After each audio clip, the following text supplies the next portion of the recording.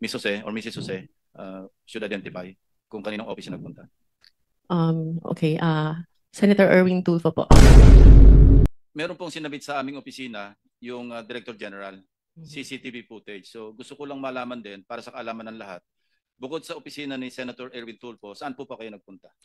Umakyat na po ako sa office ni Senator Erwin Tulfo. Itong affidavit dated September 17, ito ba yung malaya mong ginawa at walang nagpwersa o nananakot sa'yo para gawin ito? Wala po, Your Honor. Actually, I made the narrative myself and just asked my lawyer to please prepare it in a legal format. Okay. Kayo ba nangongontrata sa DPWH? Yes, Your Honor. Alright. Ang WJ Construction ay negosyo nyo. Tama po ba? Yes po. Kailan kayo nagsimula magnegosyo? Okay, Pumasok sa construction business. WJ Construction started po as sole proprietor when my husband was still single in 1998. And tuloy-tuloy lang po yung kanyang paggawa ng projects in both private and government projects. And in 2021 po, it transitioned into a one-person corporation. So, ano yung mga kontratang nakukuha nyo sa DPWH? Meron bang mga flood control projects? Meron po kami huling last ginawa na flood control in 2023 po.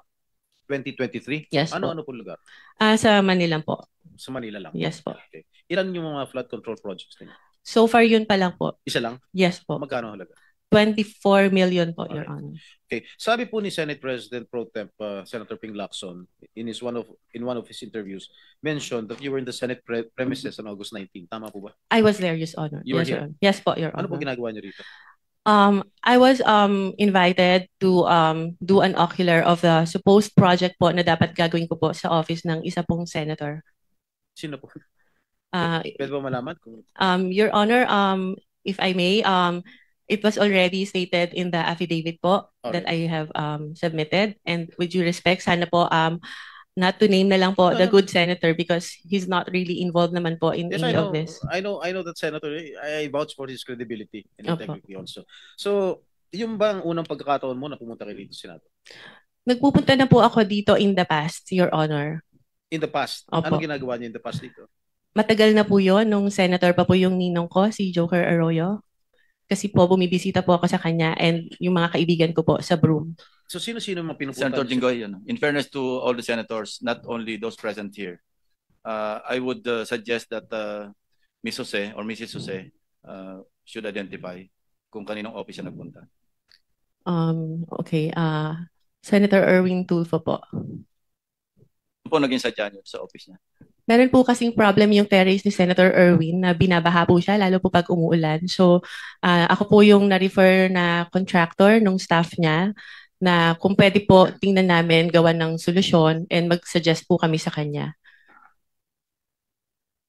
Yes, Mr. Chair. With the permission of Senator Estrada? With the permission of His Senator. name has been mentioned. I think we owe it to him. No? Mr. Chair, the only time that I learned of the Double J construction was through a staff of mine na recommended me this group to fix my veranda on the 5th floor, Mr. Chair.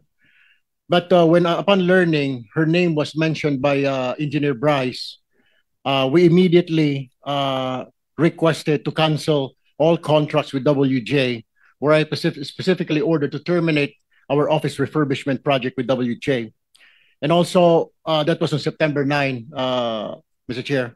And then on September 11, I issued another memo asking for an incident report to all concerned employees, specifically the friend of the WJ Construction, Mina Jose.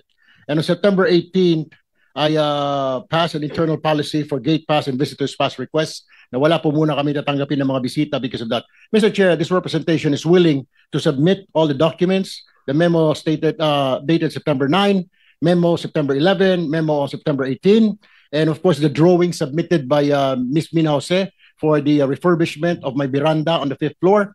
Also, some contracts we're willing to submit for in this committee, Mr. Chair. Thank you. Mrs. Jose, meron pong sinabit sa aming opisina yung Director General, CCTV footage. So gusto ko lang malaman din para sa kaalaman ng lahat. Bukod sa opisina ni Senator Erwin Tulfo, saan po pa kayo nagpunta? Meron pa po akong pinuntahang office. At sabi ko nga po, may mga kaibigan po ako sa Broome na tinext ko na papunta ako ng Senate and I want to see them. Can we flash on the screen yung footage, yung CCTV? Linawin mo yung broom. Ano yung broom?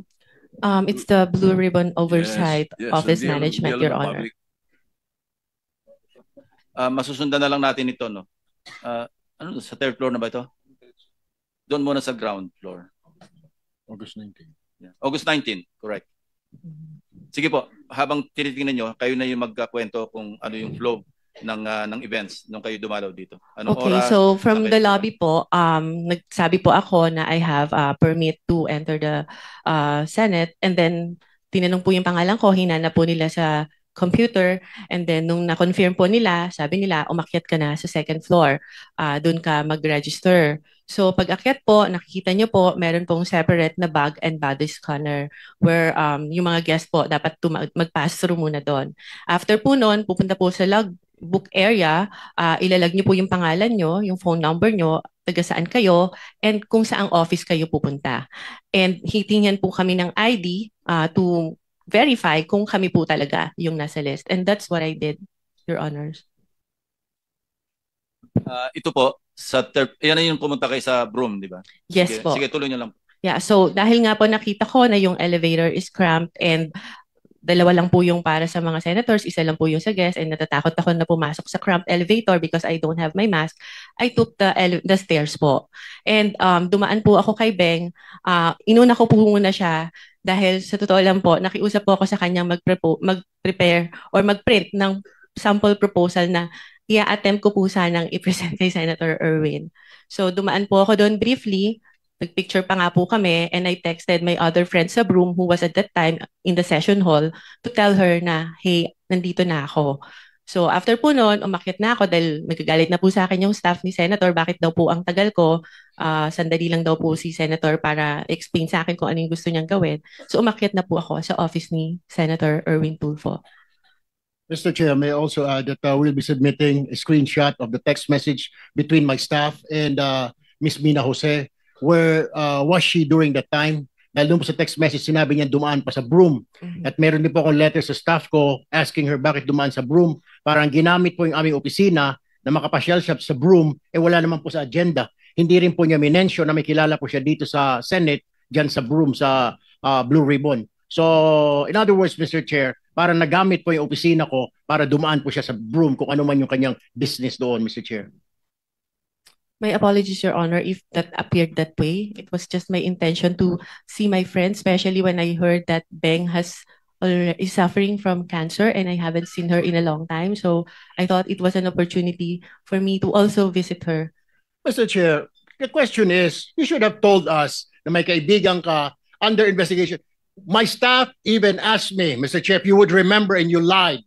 Sinabi namin, baka ikaw sabit ka dito sa flood control. Wala po kami, hindi po kami sabit dyan. Ang mga project ko, 30 million. Do you remember that? You were asked, Ms. Jose. Yes, Your Honor, because I am of honest belief na wala po talaga kami. You were not, bakit nababanggit ang pangalan mo dito ngayon? Meron ka palang kinalaman dyan sa mga proyekto sa Bulacan na yan. Why didn't you tell us straight up? Had you told us na meron kang sabit sa mga project sa Bulacan, we wouldn't have let you step in the Senate, Ms. Jose.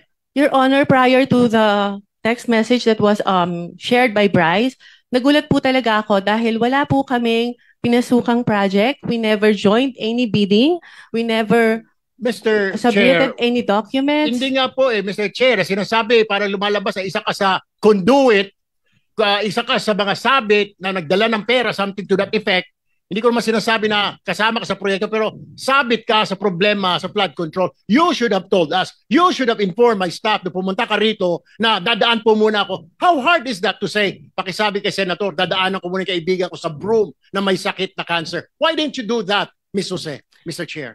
Your Honor, I don't think Senator Erwin is privy to the conversation with the staff Yes, to whom I have mentioned before. Senator this- Erwin, please no.